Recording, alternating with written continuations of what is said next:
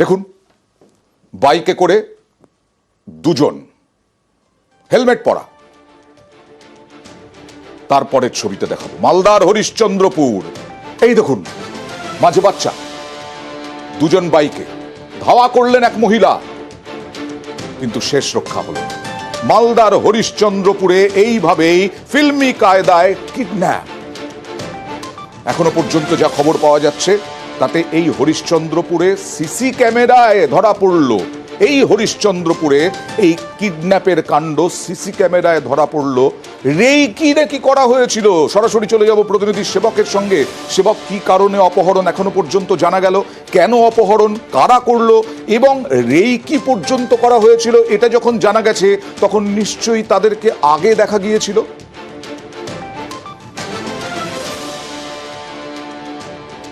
একদমই, দেখো তুমি যেমনটা বলছিলে, একদম ফিল্মি কায়দায় সকাল 10:50 ঘড়িতে শীতের রোদ মেখে রাস্তায় খেলছিল বছর 7 এই শিশু।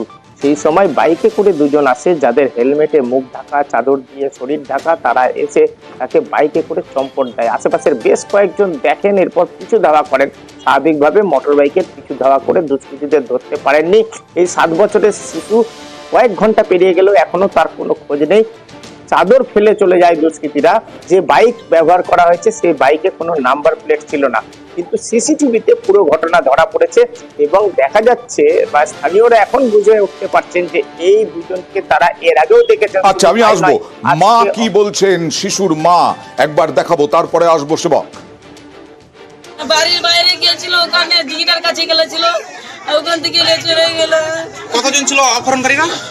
আমি যাই দেখি না, দুজন ছিল বলে। চাদর পরা ছিল লোকটা, দুটো লম্বা করে মোটা করে লোকটা ছিল। কি নিয়ে এসেছিল তারা? বাইক নিয়ে এসেছিল। আচ্ছা, আপনার মেয়ের বয়স কত ছিল? আপনাদের 7 বছর ছিল। আপনার মেয়ে কি পড়াশোনা করতো? হ্যাঁ, পড়াশোনা করতো। কোন স্কুলে? এখানে সানি স্কুলে পড়াশোনা করছিল। কোন ক্লাসে পড়ছে? ইউকেজি করছিল। মা তো দেখেননি, কারণ পুকুর পাড়ে খেলছিল ওই শিশু, 7 বছরের শিশু। দেখেছেন অনেকেই, প্রত্যক্ষদর্শী। কি বলছেন দেখুন।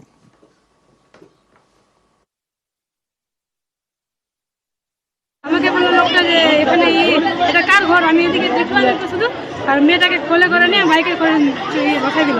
আর এত জোরে ছেড়েছে, আমি ওদেরকে ধরে রাখতে পারলাম না। আটকে চেষ্টা অনেক করেছি, আর পারলাম না। এখানে দাঁড়াই ছিল দুটা লোক, আর ওরা হেলমেট পিনেছিল দুটা। আর তারপরে বাচ্চাটা ও মোবাইল দেখছিল, তো বাচ্চাটা হয়তো ফটো মিলাচ্ছিল কি মিলাচ্ছিল। তারপরেই দেখছি যে একটু পরেই বাচ্চাটাকে তুলে নিয়ে চলে গেল। কজন ছিল ওরা? দুজন ছিল। ওদের ভিতরে উড়মাল বাঁধা আছে, আর উপরে আছে হেলমেট। আপনারা চিনতে পারেনি কাউকে? না, চিনতে পারিনি। 3বার ফেরা দিল এই রাস্তাটা, 3বার ফেরা দিল। আমরা পিছনে পিছনে গেলাম, ধরতে পারলাম না। মহিলার বক্তব্য দেখালাম, তিনি ধাওয়া করেছিলেন এই বাইকের পেছন পেছন। দেখছেন ওই মহিলাই ধাওয়া করেছিলেন, কিন্তু শেষ রক্ষা হয়নি। কিন্তু আমাদের প্রতিনিধি সেবক যেটা বলছিলেন যে এদেরকেই নাকি দেখা গিয়েছিল এর আগে রেকিতে। তাহলে কি উদ্ধার করা সম্ভব হবে দ্রুত? পুলিশ কি বলছে?